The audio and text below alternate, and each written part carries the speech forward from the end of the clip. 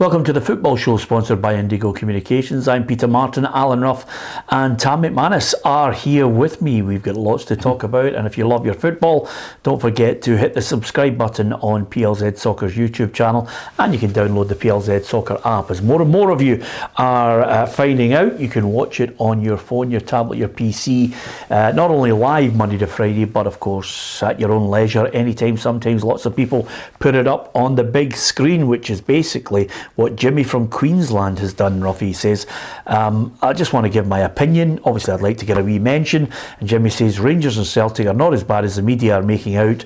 And then he goes on to say, Giovanni Van Bronckhorst is clueless and Ange Postecoglou is naive. I watch you while eating my cornflakes at 7 o'clock in the morning here in Australia. And he says, P.S. I once played with Ruffy at Knightswood Park at golf.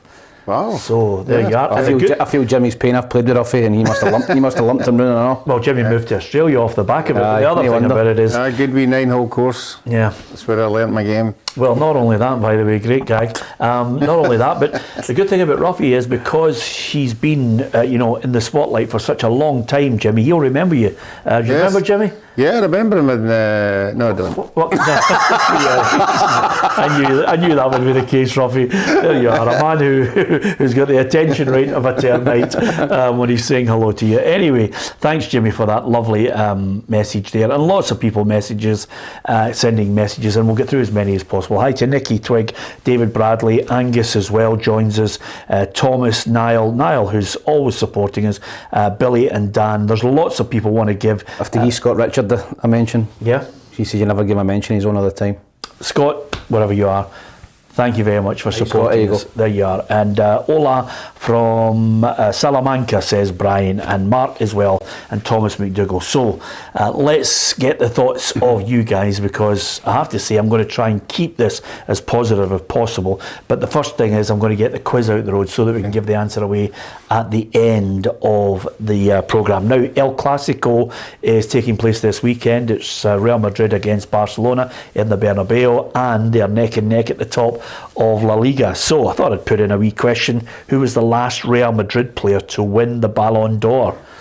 So, who was the last Real Madrid player to win the Ballon d'Or, and do you remember the year that he won it? So if you can get that double whammy, that's good. That's our wee question, and we'll give you the answer at the end. So that's the quiz. Now to the misery.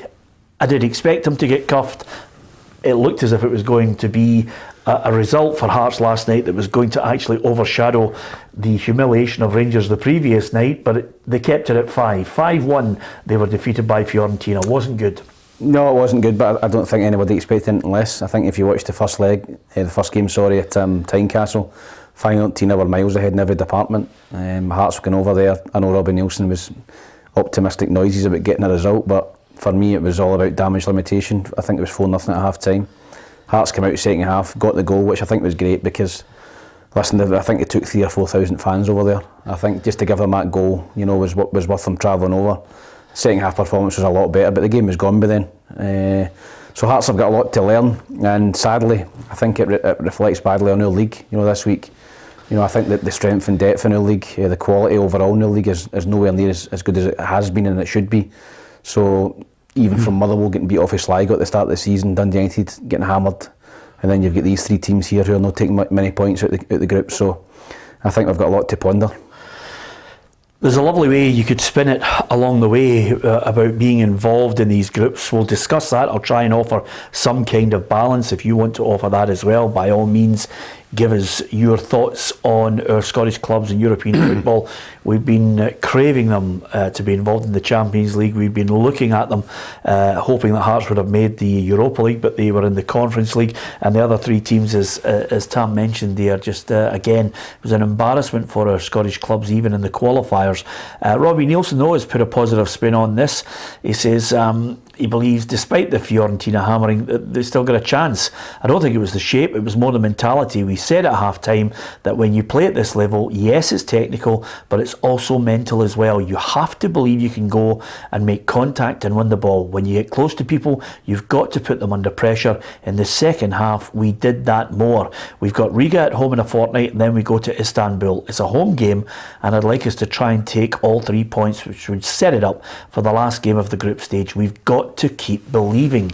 Okay, he's putting a positive spin on it. So they're 4 points behind Fiorentina with 2 matches remaining. Any chance? I don't think so. I think the game he's relying on is the game over in Turkey, where they've already beaten them 3-0 at Tynecastle. So I don't know what's making them think he can go over there and get a result. Yeah, anything can happen in football, but not in the evidence of the performances that they've been putting in so far. Well, Bruce Reid says, Jambo, he says, I'm completely honest with you about this game last night. I honestly couldn't see us getting anything from the game, and I couldn't see it happening for me for the game on Sunday against Aberdeen. More important now that we get ourselves into Europe to play in the Europa League, but unfortunately that fell through. Now it's the Conference League, which was an added bonus. It's the first time we've actually been in Europe since 2006, and it's a really long time. So we've been discussing it in the office, Tam. Sometimes the mentality for some people in some clubs is, well, we just want to be there, you know. And this is the first time really that Celtic and Rangers have been back in the Champions League. Are our expectations too high? Yeah, I think they are. I think that, you know, it's been a long time since Celtic and Rangers won the Champions League. As you said, a long time since Hearts won the group stage in European football. I think the money that all 3 clubs will earn has got to get put to good use for next season. They've got to be better next season. They don't go in, you know, as green next season, as naive, wet behind the ears in terms of the teams they're facing. I think they know the quality they're going in against, and it's up to, when we're talking about Hearts, it's up to Hearts to strengthen, you know, and get better quality in. So there's next season, if they go up against teams like Istanbul and Fiorentina, then they're better equipped to go and compete. Well, it's interesting you saying that, because you could do and you could dedicate a whole programme, Ruffy, in my mind, to what the clubs need to be able to hold their own at a specific level. I mean, if you look at the evidence of Celtic, they couldn't hit a barn door from 2 yards. If you look at the evidence of Rangers, I mean, they've got an ageing side, humiliated, and a number of players who were bought who have been nowhere near the first team. So their recruitment is in serious doubt as well. So you're talking about massive changes if you're going to even scratch the surface of getting, what, 3-6 points anywhere? Yeah, when the draw was made, when I looked at the 2 groups and I looked at Rangers' group, and I thought best they could get would be third. No way getting into the top 2. That has proved that it isn't even good enough to get third. When I looked at the Celtic group, I went, Celtic have a wee chance here to get second with Leipzig, you know, and Shakhtar, you know, but both of them have failed miserably. And I think the most glaring thing, the disappointment, is the quality they're up against. For me, and I think Celtic are probably to blame more than Rangers, they've stood still as far as European football is concerned. I think they've went to just keep beating Rangers and keep winning the league. If we get into Europe, it's a bonus. They're not good enough for the Champions League. They're a Europa Cup sides, which they might get a wee run in, and that's where they are. Yeah, I mean, even when they were in the Europa League, they weren't that great, to be perfectly honest with you, Celtic. But are we being too critical of this? Because if you look, I mean, let's deal with Hearts first of all. Let's look at that group. That group just tells you that they've got 3 points, which they beat RFS with. And there's the 2 remaining games that they would have to win and hope that something goes their way. So I can't see that happening. So from the Hearts point of view, are the fans just saying, look, we're delighted, we've been there, we got a nice wee trip to Florence, we enjoyed the scenery, we didn't enjoy the hammering? Yeah, I think that RFS is the only games that they're going to pick up points in. They're not going to get anything off Fiorentina or Istanbul. They're far too good for them. I think they're capable of beating the team from Riga at home, which would give them 6 points. Is not going to be enough. But I think the most important thing for Hearts is they bank this money. You know, they put this money away and they put it to good use. The recruitment's vital for next season. They'll be looking at that squad and thinking, right, there's 5 or 6 we want to keep, and there's 5 or 6 that are not good enough. Let's try and shift them out and let's bring in better quality. So as next season, if we finish third again, we drop into this Conference League at worst, and we're better equipped to go and compete. But it's the same with Celtic and Rangers. You're getting the money is fine, you know, it's a great financial boost, but you've got to use it well. You've got to recruit well. You've got to improve your team. And if you don't do that, you're just going to go in, and it's going to be the same again next season. Yeah, well, Kevin McManus says, I think we all know Scottish football is miles behind the biggest teams in Europe. We're in it for the much needed money. Gallant says it's been years since Celtic have done anything worthy of note in Europe, which is a fair point. Brian just looks at the panel here today and says, who needs depression when you listen to Ruffy? And remember, I've been with him 10 years. Brian, you're just maybe jumping in and out of these programmes. Maybe he's a little bit depressed because his haircut is very, very short today. You're trying to take. I mean, honestly, talking about Turkey with the Turkish barber you went to. It makes you look at least an hour younger. Yeah, thanks. Are you going to get the back done as well? Or are you keeping the mullet? No, I'm going for a wig. Right. Okay. Not having this. Yes. Well, I'll tell you the one thing about it, and this is sometimes I think where we've got selective hearing, and I don't often. I mean, I don't look at some of the fanzine dispatches criticising the media. You look at a game and you deal with it with your eyes. Now, I'll try and balance it by saying a lot of Celtic fans are happy with the way the team is playing. They're happy with the Ange Ball's plan A, and they're happy that they're in the Champions League and they can hear the theme. And they've been very positive about certain aspects of the game. So are they that far away? I know Ange Postecoglou was very prickly today with regards to the criticism, but my attitude to that is welcome to Scottish football, Ange, because once the expectations go up, that's what happens to Celtic managers. I think that the expectation levels at Celtic Rangers have always been sky high, but I think there's got to be a bit of realism. When you look at when Ange Postecoglou came in, first and foremost, a lot of Celtic fans were thinking Ange who? Why are we getting him in?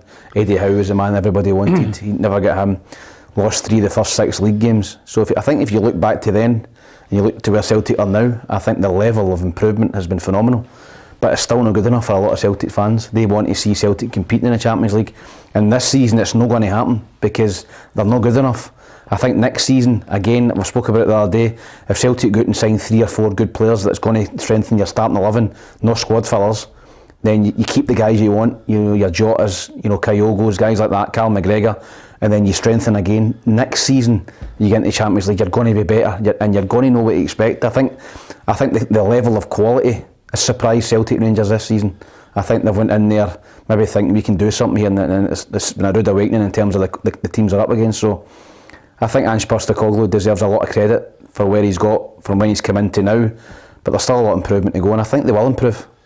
Yeah, I'm curious on his point there, Ruffy, because they've created chances. I mean, if Henrik Larsson was in that side or a striker of note, he would have scored a fair few. I think if anything, Kyogo and Maeda and Giakoumakis will probably look and be hypercritical of themselves. Ange Postecoglou will say, well, wait a minute, this is their first time in the Champions League. Give them a chance to learn. I'm trying to offer you every possible angle on balance and being fair about this. Celtic created a number of chances in all 3 or 4 games. In all 4 games, they've created a number of chances. So that means they're playing well enough. They're just not converting the chances. So they don't have a good enough striker. I would counter that by saying in every game that they played, other teams have had plenty of chances to score as well. Yeah, that's a good point. As much as Celtic. Yeah, it's a good point. Leipzig could have scored 3 or 4. Celtic could have scored 3. And in the other games, other teams they just don't defend for me, and I quite like the attacking football. I can see why the Celtic supporters love going along, because they're going to see a wee bit of flair in a way. But at some time, if you keep losing games, people turn. They turn because they want to win. Yeah, they absolutely. win, and I mean, Celtic are sitting top of the league with 2 points. It should be 8. If Rangers get their act together and if Celtic drop to second and lose games, will people still be saying, "Oh, we're being entertained"? We love it. They won't love it because they're not winning. That's you go along to a football game, yes, to be entertained, but if you're not winning big games, and people just turn off. Well, the one thing I would say to you, and this is something that is relevant not only to, I think it's come a little bit quicker for Giovanni Van Bronckhorst, but it's certainly coming to Ange Postecoglou shortly. Martin O'Neill took Celtic all the way to the UEFA Cup final in 2003. Spent a fortune. He did spend a lot of money. He also, at times came also close with 9 points and didn't qualify from his Champions League group. On half the budget, Gordon Strachan managed to get them to a knockout phase of the Champions League. Neil Lennon took the scalp of Barcelona with a team, if I read it out to you, Tam, you would not believe it. So Ange Postecoglou is going to get that criticism. This is what I call the classic Gordon Strachan. How do you become a good Celtic manager? Win, win, and then win again. Never mind your plan A, great football. Just keep winning. It's all about winning. I mean, Brendan Rodgers, the fans adored him. Celtic were terrible in Europe because they played an open style. And when you're playing an open style in Europe against top teams, you're going to get found out. And I think that you're right. You look at Martin O'Neill's team in particular, and I played in that era against his teams. Big, strong, quick, had a bit of everything, and they had class. They had Henrik Larsson for me was a world-class striker. You know, so they had that, and plus they spent a fortune. Sutton, Hartson, you know, Larsson was a cheap buy, but guys like that cost Celtic a lot of money, and they've not got that now. But I think that the gap now between 2003 and what now is nearly 20 years, I think the gap between Celtic, Rangers and the rest is much bigger. I think in terms of finance as well. So Celtic and Rangers are not spending anywhere near as much money as they did back then.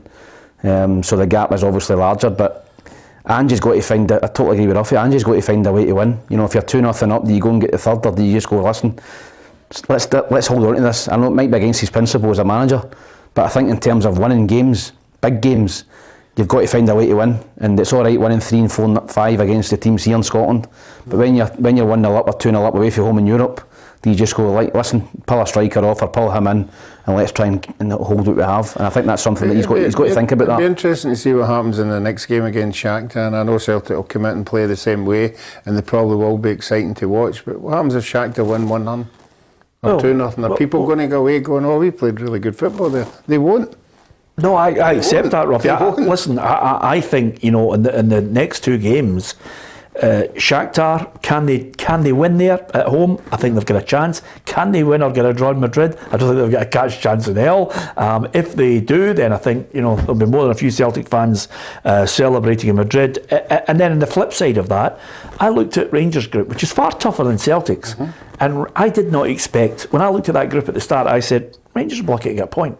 I couldn't see a point anywhere because all those teams were better. But when Rangers were in the Europa, their strength, they weren't losing goals. They were hard to beat. They were coming away with shutouts here and shutouts there. That's not the case now. You know, they went up a level.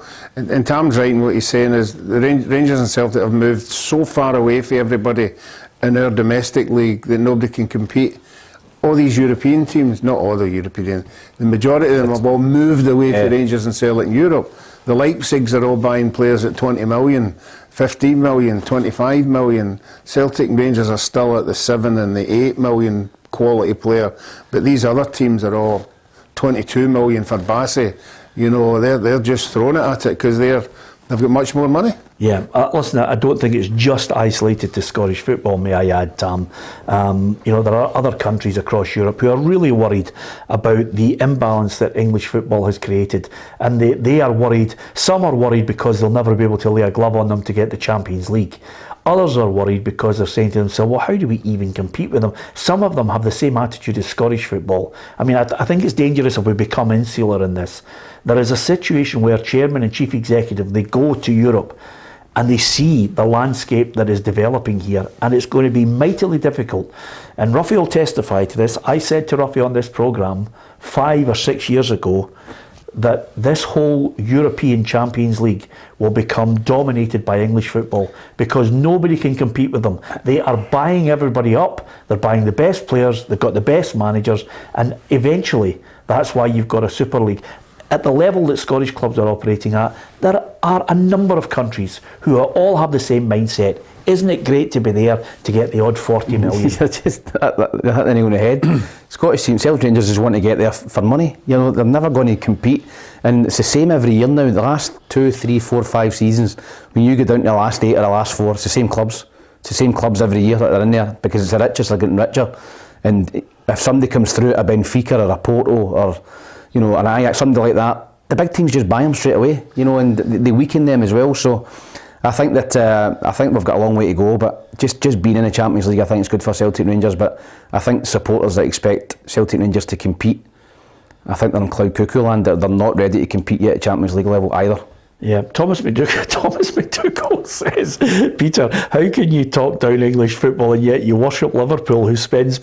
Thomas, you're not listening to me. You can still have even as a boy, I mean, I absolutely, as you know, Ruffy, from Kevin Keegan, Bill Shankly, as a boy, I absolutely loved Liverpool. I love Liverpool because, quite simply, as a young boy, as a Celtic fan, Ruffy, Kenny Dalglish was my hero. When he moved to Liverpool, Liverpool were my English team, and I would go down and see Kenny Dalglish strut his stuff down there. And the fact of the matter is, you can have a team that you like across Europe, but Liverpool, I'm not battering into the English league. It's a statement of fact. They have billions, and if you want to go and watch your favourite team in Scotland and think they're going to lay a glove on them, I mean, I looked at the Rangers game and I'm thinking, how many is this going to be? I mean, there were so. By the way, the week before, Tam, you and I were in there. If it wasn't for Alan McGregor, it would have been 7-0 down there.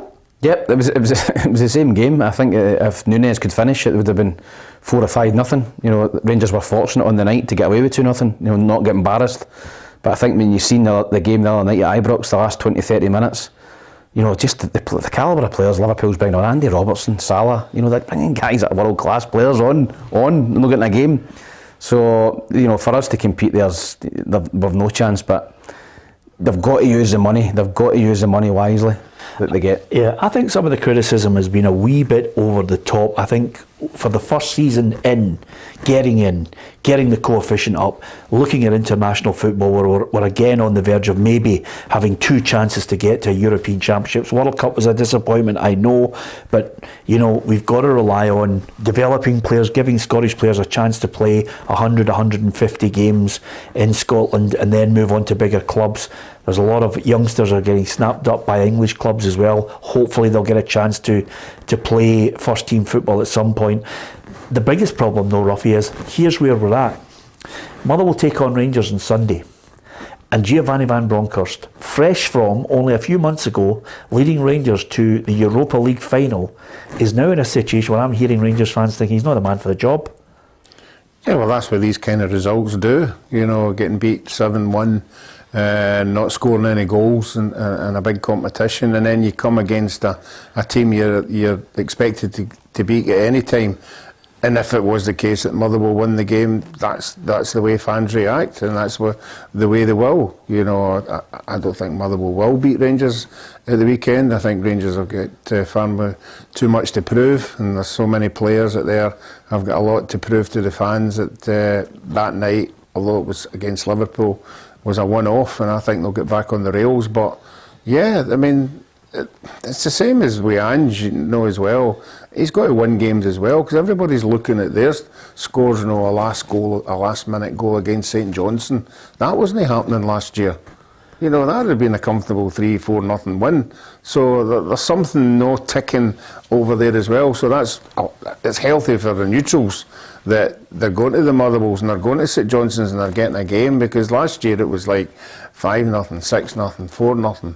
You know, that's not the case now. So there must be something. Well, it's Motherwell Rangers on Sunday, and prior to this, we've had James Tavernier, after that Liverpool defeat, offer an apology to the fans. This was a strange one. I'd never once look at any teammate in my team and say they would chuck in the towel. We're always trying to do the positive thing, and the right thing is to try and play our game the way we can. But there is risk to that. Any defeat at this club is a hard one to take. The benefit is we have a league game around the corner, and we're coming off the back of 2 strong league performances. The Champions League is a great bonus for us as players and as a club. We obviously want to do our best in it, but our main focus in the league is the league and the domestic cups. Now, that's James Tavernier obviously releasing that statement to try and maybe just put a lid on some of the extreme comments from rightly a number of Rangers fans who were certainly embarrassed by the performance and not happy with it as well. But I think, you know, you've touched on it, Tam, to a certain extent there. Rangers and Celtic they just need to keep a lid on the expectation, because I think it's gone through the roof at times. Yeah, listen, he's right in what he says there. I think when, particularly Rangers' group, we all seen that group and we thought they'll be lucky to get a point there. The money is great financially for Rangers, but the hysteria over the result the other night, I had a little look on Twitter and a lot of Rangers supporters were wanting him out the door. I think that's harsh. You see how well he done last season in the European run, so I think domestically they've got to concentrate on that. The money's great for the Champions League, and I think both Celtic and Rangers are going to be out of Europe, and I think that's going to help them domestically, because I think it's tougher for them to play Wednesday, Saturday or Thursday, Sunday. Yeah, I'm going to say this to you, and you actually gave me the answer 2 questions ago, Tam. You probably didn't realise it, but the answer to Rangers and Celtic doing anything and getting points in Champions League football, Ruffy, is quite simply playing the way Neil Lennon, Gordon Strachan, to a lesser extent Martin O'Neill, but especially Walter Smith and Alex McLeish set their sides up. Make them tough to beat. Do not play expansive football, because you are going to get battered, or you're going to get picked off at a point when your energy level drops and the technical ability is outshone by the opposition. If you want to get anywhere and get points that will take you to, at best, a knockout phase game, you must sit in, soak it up, and try and hit them in the counter. Well, it's not going to happen to Celtic then, is it? There's no way. There's no way he's going to do any of these things that you've suggested, because he wants to entertain the fans, and as long as the fans think they're being entertained, then he's one to watch. You know, it's just when the fans decide, well, we like being entertained, but we want to win games. We want to win big games. So it just depends on how much the fans hang on in there and enjoy what they're watching. I can guarantee that Rangers go to Napoli next, and they will not be expansive in Napoli, because if they go, I think Rangers will play 5-4-1, 4-5-1, try and keep scoring. Yeah, well, Rangers put the ball. I mean, Rangers didn't get out of their own half on occasion when we were watching them at Anfield. And but then we said, why did they not have a go? That was an embarrassing performance. Only get beat 2-0, then they have a go and they get beat 7-1. So what do you do then? Either way, the manager's in a no-win situation, because what happened was, when Rangers started to think, right, how do we get at Liverpool at home with 50,000 demanding it? So we'll play long, we'll move up the park. As soon as they moved up the park, Tam, spaces, great players think, oh, I've won a watch here. Salah, bang, 6 minutes and 12 seconds, a hat-trick. Yeah, listen, it's do you sit in and you keep the score respectable, 2-0, 3-0, or do you open up and have a go when the fans are demanding, particularly at home, and you get smashed 6 or 7, 8? That's what the manager gets paid for. He's got to make the decisions, but I think either way, doesn't matter what way you play. If you've not got the quality, if the other team's better, you're going to get beat. I think when you're at home, you've got to show some kind of endeavour. The likes of Celtic done it with Neil Lennon, under Neil Lennon. Celtic, 15% possession, or whatever it was. Yeah. Is that when Tony Watt scored? Tony Watt. And never running out the park, won the game. Yeah, but I think, I actually, I mean, if and I know, by the way, and it's ironic because of last night, Neil Lennon at Old Trafford, where they were in with a chance of getting a point, seconds away from it, and had taken the lead against United last week as well. But for those Celtic fans who were saying he was a dud, he had a set game plan, which was quite simply, we're going to get battered if we play an expansive game with Barcelona. I will make sure that they're tight, and when Messi gets the ball, put him inside and let him run into traffic. And if you can pass the ball through 5 or 6 players, well done, Messi. On you go. We'll just give you the applause. And then when they had the right chance, Ruffy, Neil Lennon took a leaf out of Martin O'Neill's book, and he scored from a set piece with a giant in Wanyama heading the ball. And then, of course, the Tony Watt goal, which will be forever remembered from Celtic fans. All I'm saying is, when Rangers and Celtic get somebody at home, with somebody who should be beatable at home, they should try and win the game. I'm agreeing that they should. If it's Real Madrid it's coming, or Barcelona or somebody like that, then you should be disciplined. But I think when the likes when Leipzig come and when Shakhtar come, and if Rangers in their group not, maybe Ajax a wee bit, I would like to see them get. I mean, Ajax are losing goals for fun. Yeah, they're getting beat 5 and 4. So why should Rangers not have a go at them? They're able to take Rangers' best player. Yeah, I know that. But at home, I don't think they should be sitting in against them when you see they're losing 5 and 4 goals and 3. Yeah, well, even Giovanni Van Bronckhorst admits they just lost too many big games. Okay, we'll come back to that. We'll get Giovanni Van Bronckhorst shortly. Let's move on. And another thing as well, the Champions League, we're saying, well, I think we're all agreeing they should just go in and enjoy it at this moment in time. But when Rangers and Celtic go into the Europa Cup, what's the first thing they say? We could win this. Yeah. You know, in the competition, we can win it. Yeah. Here's Giovanni Van Bronckhorst. Couple of big defeats already this season, and that's not what we want, and that's also we need to work on in the future, because again in the league it's important games. There are a lot of big games still coming until the break, so we need to improve our performance and keep our level, keep our focus. Yeah, big games coming up for Rangers and Giovanni Van Bronckhorst. They'll have to do it without the likes of Connor Golson. Ben Davies has got an injury. Ryan Jack's out. It looks as if it could be a pairing of James Sands and Leon King. And they're against the Motherwell side that might think to themselves, "Oh, this might be a good time to face them." Yeah, I think that Stephen Hamill will set his team up to be positive. I think that Rangers are getting a lot of injuries at the back, particularly. I think that obviously Connor Shields is missing out. They might see the return of Lewis Moult, and he might go Moult and Van Veen up front. If I was Stevie Hamill, I would go the two of them up front and have a go at Rangers, because I think that is where they're at the most vulnerable at the minute. Rangers is at the back, and I think he'll play Moult and Van Veen, but I still think Rangers have got too much quality going forward for Motherwell. Is he under pressure if they lose to Motherwell? Yeah, I think he is. I don't think he's under pressure at the minute, but I think if they go further behind Celtic, then I think the pressure will start to turn on them. But not now? Not now. Okay, of course Motherwell obviously would like to try and continue some of the good form they've showed under the new manager, Stephen Hamill. Kerry Pollock was out there at Fir Park. Thanks, Peter. Yes, the Motherwell boss Stevie Hamill has been looking ahead to his side's clash against Rangers on Sunday here at Fir Park. Now, as we know, Rangers are coming off the back of a very heavy defeat to Liverpool in the Champions League on Wednesday night. But the Motherwell boss says he won't be fooled, knows it's going to be a hard test for his side, and says as long as he's here in his position at the club, the main objective remains the same. Every team we've played, every team we'll ever play when I'm here, we'll look at how we beat the opposition. That will never change. It will be what can we do to win the game. That will never change. It hasn't changed for every game we've played so far this season, and it won't change going forward. It's about what we do. And goalkeeper Liam Kelly says despite facing one of the hardest teams in the league, there's no fear at this club ahead of Sunday. We believe in each other. There's a lot of good players in our changing room, and I think every team that we've played against this season's has felt that. We've been in it every single game, even when we've lost. If you've been at the game, then you'd have seen that we've been in every single game. So definitely no fear factor for us. We're going to play the game. We're going to be there. Okay, what have you got, Ruffy, for this one? Yeah, I actually said it was a good time for Rangers to get Liverpool. So this is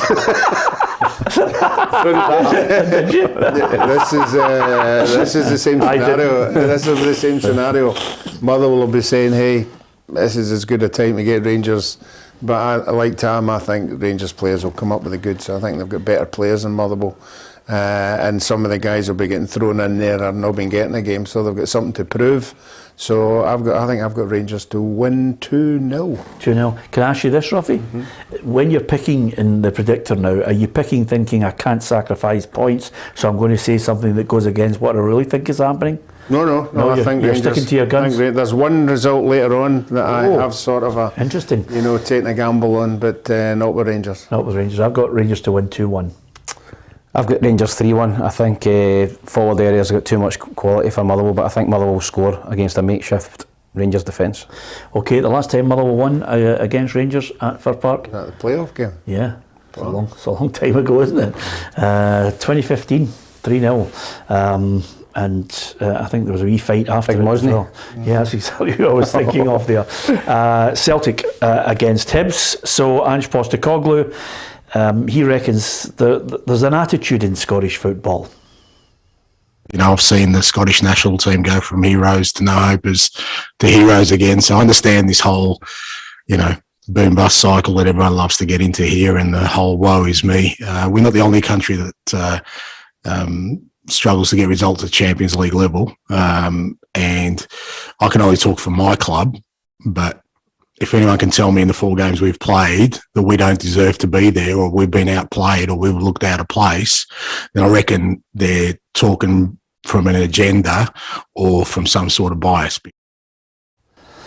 Well, it's an interesting one. I can't remember anybody saying they don't deserve to be there. I think the one thing that most of us say on a regular basis is Celtic and Rangers, as they win the league, should be there. But the way this whole league is set up, it goes against the smaller countries now. And I think Ange pointed out something that we've mentioned. Lots of countries are the same as Celtic. No, I think he makes some good points there. I think that Celtic do deserve to be there. Champions. Should go into the Champions League for me. So I think Celtic should deserve to be there. I think they've been competitive over in times in the games, but I think the superior quality has paid for other teams in the last 20-25 minutes, particularly Real Madrid and Leipzig. So I think that Celtic do deserve to be there. It's a long road ahead to get better, but I don't think I've seen or heard anyone saying that Celtic don't deserve to be there. So maybe it's a wee bit of paranoia for a man, but I don't think that anybody would say that Celtic looked out of place at times. Yeah, I quite like his attitude in press conferences, but I would say to any of our journalists who work for us as well, you just got to ask questions. You've got to ask pertinent questions relating to a game, the result, the implications, the context of the whole thing, and never be afraid to be battered by a Celtic or Rangers manager. I've had a few down through the years, Ruffy, who have made a habit of it with you. But if you go out there as a journalist to ask the questions, you should be doing your job properly, just the same as he expects of the players. And right now, Celtic have had chances, but as you pointed out rightly, the back end, they've given them away.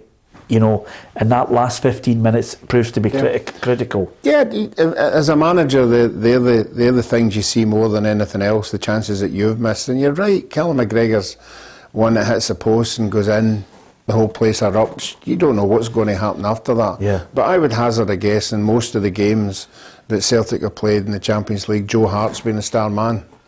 And he's a star man because they've all had chances. And he's saved them. I think teams. I don't think it's as clear cut as you're making out, Ruffy. Because here's my scenario on it, right? Especially with, I'm looking at both of them. I don't think I can look at. Hearts maybe last night had a chance early on in the first 60 seconds where they created something. Would it have made a material difference to the outcome of the game? I don't think so. With Celtic and Rangers, it's absolutely paramount in my book that they score first, and especially at home, because suddenly it gives you that adrenaline rush, Tam. You know what I'm talking about? Something to hold on to. It's the same when I was playing. It's the dynamic of the game, though. It does. If I'm a player and we're winning 1-0 at home, the fans are really behind you. You run that wee bit harder, you run that wee bit extra. If you're getting beat 1-0, then you... The only thing, Tam, that kicks it in the teeth is Scott Arfield scored. Yeah. I don't know if you saw there was one angle after he scored the goal, and the cameraman for BT, he couldn't keep the camera straight because the whole place was rocking. Yeah. But then Liverpool just went through the gears, But with Celtic, I'm just looking at them at the moment. I'm thinking there are times when they could have scored a goal, Ruffy, and it would have changed the dynamic. My God, they were 1-0 up against Shakhtar and squandered chance after chance. And then get caught with Mudryk. No, the Shakhtar game's different. The Shakhtar game, Celtic should have won that. Now, they had more chances than Shakhtar over in Shakhtar. All I'm saying in the Leipzig game here, for every chance that Celtic missed, Leipzig had the same chances. And Joe Hart either saved it or the boy missed it or whatever. But the game is if we score first, if we get the second goal before they get it, you've got to take your chances. Yeah, absolutely. As far as Celtic against Hibs is concerned, of course, all eyes will be on another central defender who's grabbing the limelight at the moment. Talking, of course, about Ryan Porteous. Lee Johnson, the Hibs boss, reckons he's being unfairly targeted at the moment on and off the pitch. He's actively being targeted. Which is quite interesting, and I think he showed great maturity not to react in those situations. So this is not any one incident now I'm talking about. I just think you've got a Scottish player that's young, extremely talented, now in the national setup, that has got a reputation. Well, it's the boy's fault. That's his fault. I don't know where he's going with that.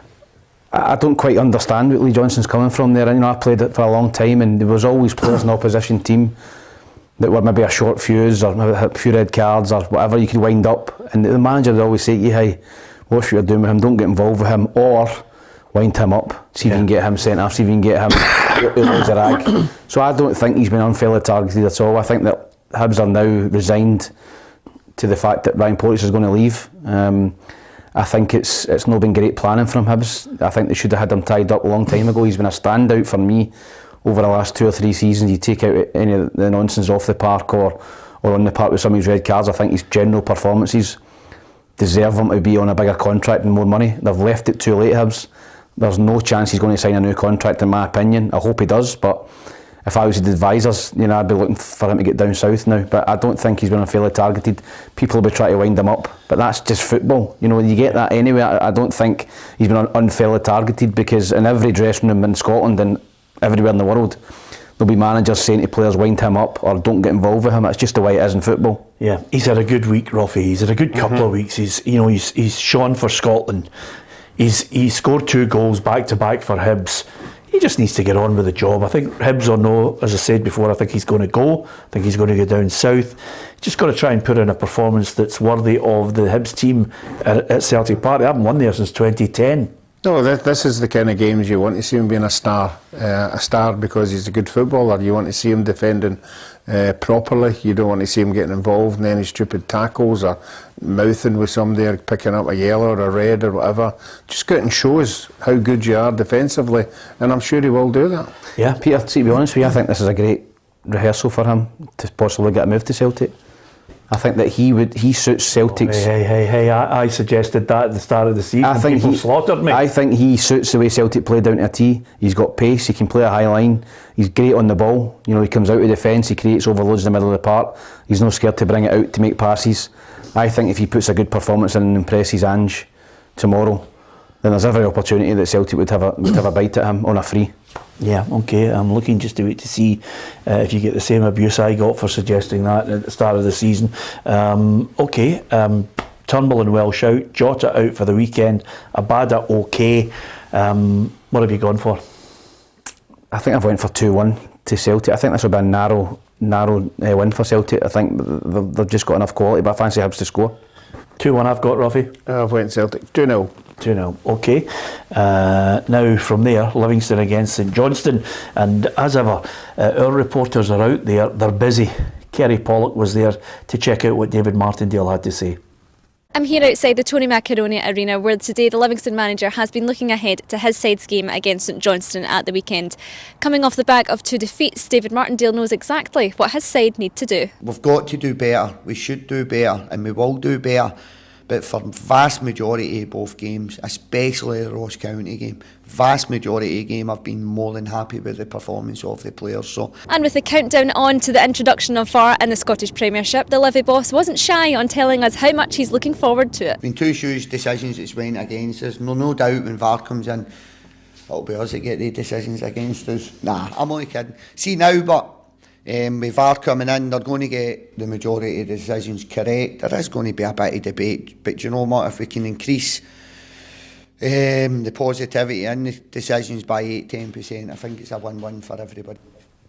Yeah, I agree with David Martindale. I'm looking forward to VAR coming in, Ruffy. Yeah, I'm really looking forward to it, and I hope they get a big decision early on to show everybody that this is why we've got it. Yeah. Right, I mean, they've got the big decision. Right. Yeah, the percentage of decisions will be right. We spoke to Crawford Allen about it, and that really is the way we've got to look at it. We've got to have a glass half full attitude to it, which is, by the way, big decisions. They're going to get the chance with a little bit of time to get those right. Yeah, I think that's the most important thing. Last man, red cards, offside goals, different things like that. January 2nd, 89th minute, 1-1, goal chalked off for Rangers or Celtic. Yeah. No, but that's what it's there for. It's there for the big decisions, and it would stop managers moaning, players moaning, fans moaning, and it would stop. You would think it would stop the paranoia amongst certain supporters about referees, but I don't think that's going to happen. But I'm all for it as well. I'm looking forward to coming in. I agree with Ruffy.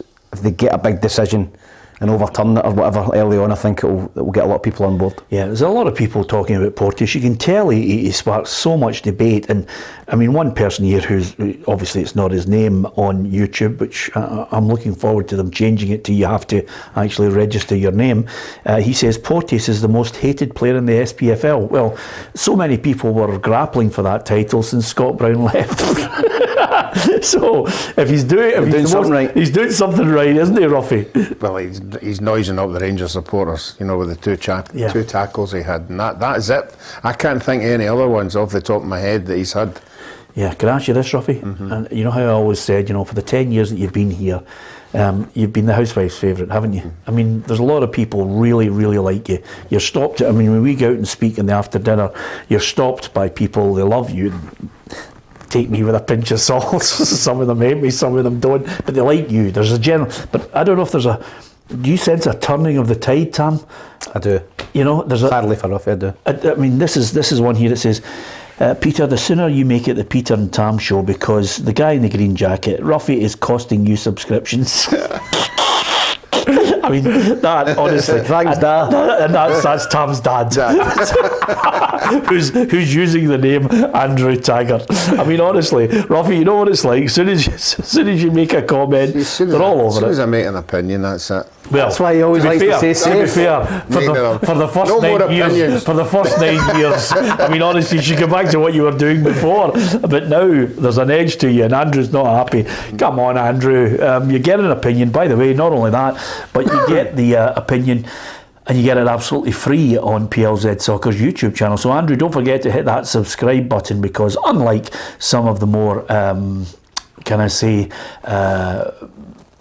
TV shows that have to follow a certain code, you'll get it uncensored here, you'll get it absolutely free, and hopefully you get it fair and balanced. We always like a bit of banter on here, try not to get people swearing on the show, and certainly in the feed here. There's a lot of people, 99% of the people who are on Tam are absolutely first class. They've got good opinions and want to talk about football in a sensible manner. No, it's great that they can interact with us, you know, they can, you know, give their opinion. And as you said, the majority of them are good opinions and know their football, they're intelligent. But some of them, as you famously quoted, it's not the show for them, and they're single cell amoebas. Yes, that's exactly. I'm glad you remembered that bio. I never forget it from biology. But I'm going to offer a bit of balance here, Ruffy, because there's lots of other people who love you.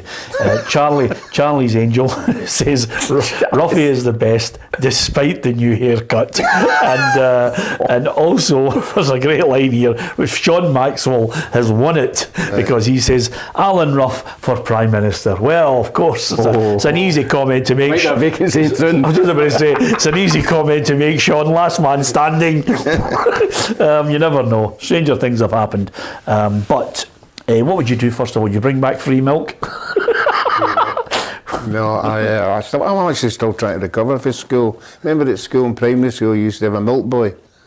Mm-hmm. They used to have a milk boy, but when the milk came to the school, the milk boy always got out to go and get the milk to hand around the classes, which meant you missed about an hour of education, which was my incentive. You were the milk boy then. The problem was the whole class voted to see who was the milk boy would be. Yeah. And this wee twat in front of me got it all the time.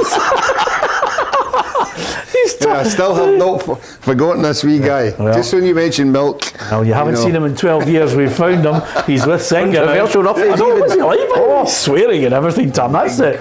He's unravelling. He's unravelling before our eyes. One bit of criticism there, and suddenly. Anyway, Ross County against Dundee. By the way, what did you go for Livingston St Johnstone? Oh, that's my game. What? That's my game. You went for a wee shock. That's my game here. Matt.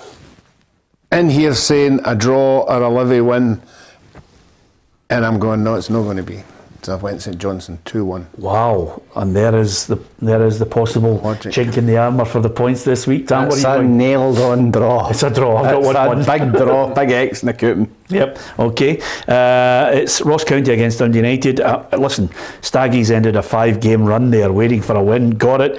And Malky has just mentioned that he's got to try and go in positive every day, even though the results are not good for them, because they've hit the bottom of the table. He's just got to try and get that positivity across to the players, not let him not let them sense that he's down with the way the performances are not getting the results. No, but I think about a fortnight ago when he looked at this fixture, he would say, oh, here's 3 points here. But now Dundee United have won a couple of games. Yeah. It's not a banker as what it would have been two weeks ago. So I've sat on the fence in this one. I think they've got to continue to pick up points, and they've got to do it at home.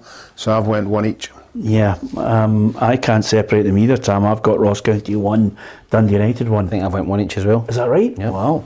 All of penalty for that game. Yeah, all of us the same. St Mirren against Kilmarnock. Saints 5 wins and 7. Kelly 1 win in 5 games, and of course that late draw, which was a real sickener for Derek McInnes. Although he has mentioned that the away form can sometimes take the pressure off what's not been going right at home. We've got to now go and demonstrate that we can pick up points on the road, because our home form has been good, and if that maintains and continues, and we can start being effective on the road as well, then we can start to look forward to the season rather than just always putting too much pressure on our home games. I've gone for St Mirren to win 2-1. I like what Stevie Robinson's team is doing. They're on a roll. Yeah. Training would be great. Looking forward to the Saturdays. Getting wins, getting bonuses. I've went 2-1 as well. Good to have Keith Lasley in yesterday, wasn't it? It's great. It was the way, the mindset of he's decided that this is his future in football, is what he's doing, going away and doing a degree and everything. I think he'll be the Motherwell manager one day. Is that a wee well, bit he never knocked that in the back. He never. You said to him, "Would you like to go back into football as a coach or a manager?" And he says, "Maybe." When he's only young, he's not. Like him. St Mirren to win for me, Tam. What have you gone for? I think I went for a St Mirren one as well. Okay. And we didn't mention Aberdeen against Hearts because obviously the Dons, I think Jim Goodwin would love to be in the dugout. I think it's the end of this month when his case, the appeal will be heard. So he's still at this moment having to watch them and not be able to jump about like a madman at the sidelines. But I think they'll have enough to get past Hearts. I've went for a draw in this game. I think that Hearts will have got a good record up there. I think Aberdeen have been strong at home. I think there'll be goals in the game, but I don't know. I think if Hearts can put a decent team out on the pitch, then I think they can get a draw. So I'll go for 2 each. Yeah, Ruffy, you'll never believe it. I had a piece of paper which had the greatest ever Real Madrid and Barcelona sides. I'd put them together because of El Clasico. I'm not quite sure if I dropped it behind you, Sam. Nope. I'll get it in a minute. But English Premier League fixtures, Liverpool, after a 7-1 win, they're up against Manchester City. What a game it's going to be. Here's the fixtures for the English Premier League, Ruffy. And there's only one game that absolutely screams out at you. It's Liverpool against Manchester City. But elsewhere, it's Brentford, Brighton, Leicester, Crystal Palace, Wolves against Nottingham Forest, Fulham against Bournemouth, Tottenham Everton, Southampton against West Ham, Manchester United Newcastle, Leeds United Arsenal, and Villa against Chelsea. And then of course on that Sunday, it's what we're talking about. It's Liverpool against Manchester City, and this is a real chance, I think, for Liverpool to actually just post their intent in this one. Yeah, well, this is the one everybody with their eyes on. They've obviously seen Liverpool destroying Rangers, it's another, gauge of where Man City are at the moment and where Liverpool are. I mean, let's not forget, Liverpool are still middle of the table, and I think Haaland get rested, didn't they? Yeah, well, here's what Jurgen Klopp and Pep Guardiola had to say about this big game coming up.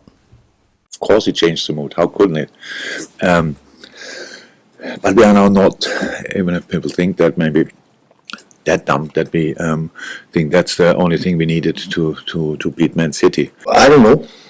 This is who he is as a football player, with his movement, with his pace, with his potential. But I don't know, he's a revolutionary in terms of never in history I've seen a striker like him. He's one of the best so far, so there's no doubt about that. But I didn't reflect about the question you had made to me.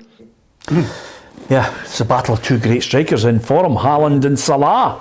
Yeah, I'm sure the Liverpool and Man City supporters who like a wee bet would be truddling down to the bookies. And what's that, truddling? Truddling. Yeah, look that up, Sam, will you? Truddling. It's a Liverpool. Yeah, it's a Liverpool. Trundling along the road. Truddling is quicker than trundling. Right. So I wonder how much you would win eventually at the end of the year if you put, say, £1 on Haaland to score every game. If he's in your fantasy football team, you're winning it. You're winning it. 10 pence every week. It's unbelievable. You get a fiver back. Yeah.